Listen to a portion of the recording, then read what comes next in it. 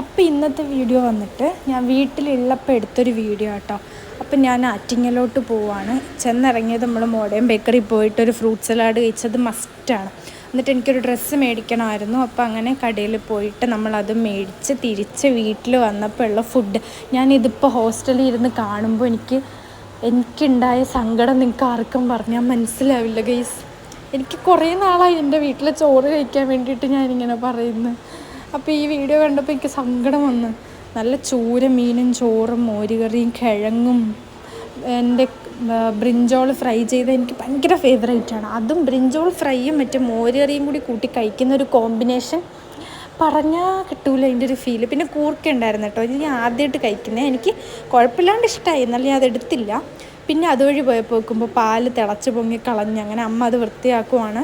പിന്നെ വൈകിട്ടായപ്പോൾ അൽഫാമും കുബൂസും മയോണൈസൊക്കെ വാങ്ങിച്ച് എനിക്ക് വായിൽ വെള്ളം വരുന്നു ഗൈസ്.